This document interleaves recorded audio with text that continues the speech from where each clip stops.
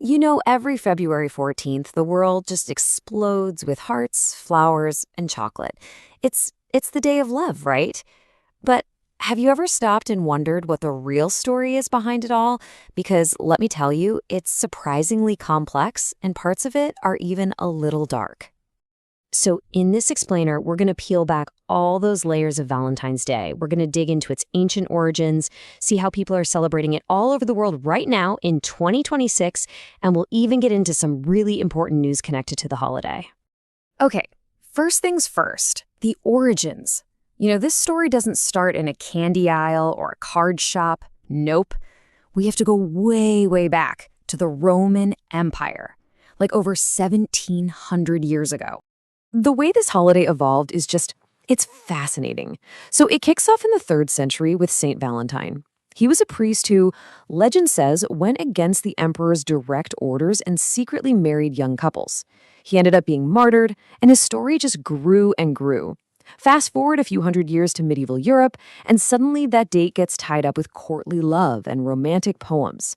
But the Virgin we'd really recognize today, that didn't pop up until the 1800s, when people started exchanging handwritten notes, and then boom, mass-produced cards.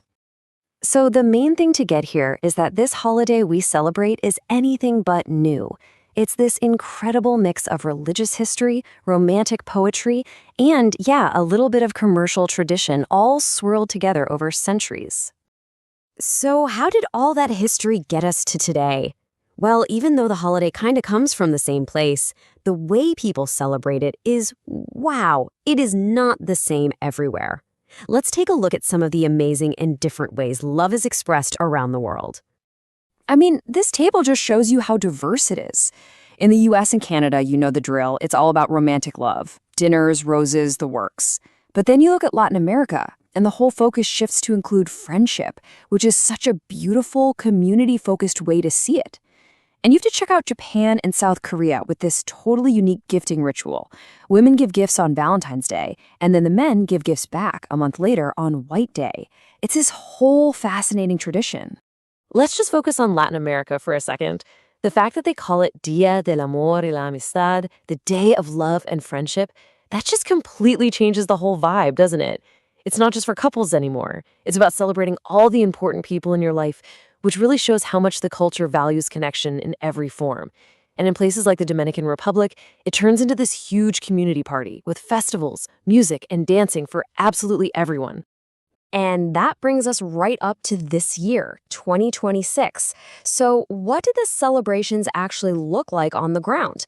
Let's dive into some of the biggest trends we saw. Yeah, looking at all the photos and posts from this year, it was a really cool mix of the classic and the new. You had your candlelit dinners and your public serenades, for sure. But we also saw newer trends, like big groups of friends all wearing matching outfits to go out. And of course, social media was just one giant love fest, with posts celebrating partners, but also family, friends, really embracing that bigger idea of love. But you know, when you have these huge public celebrations, it brings up a really important question. When thousands of people are all gathering in one place, what kind of responsibility do we have to make sure everyone feels safe and respected? And this year, that question wasn't just hypothetical. There was news out of Tamaulipas, Mexico, about an arrest for sexual harassment that happened during Valentine's Day events. It's just a really stark reminder that a day that's supposed to be all about love and connection has to be built on a foundation of consent and respect, especially in big crowds. And that's really the core message from authorities, isn't it? A celebration of love should feel safe for every single person there. It's meant to be a day of joy. And that joy can never, ever come at the cost of someone else's comfort or safety. So after all this, the ancient history, the global differences, the modern problems, you might be wondering, why does this day still matter so much? And I think the answer is actually pretty simple. It really just comes down to this one word, connection. At its absolute heart, that is what Valentine's Day is about. It taps into this deep, universal human need we all have to feel linked to other people and to just take a second to recognize the relationships that make our lives meaningful. And look, of course you can, and you absolutely should show people you care any day of the year.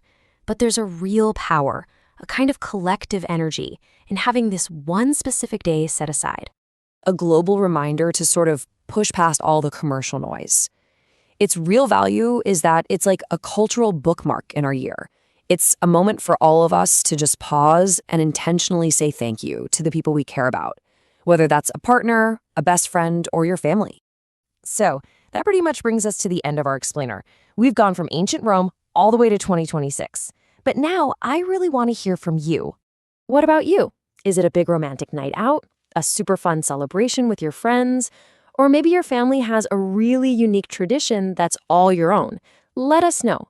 Seriously, thinking about these different traditions is just such a great way to see how this one single day can reflect love in all of its amazing forms.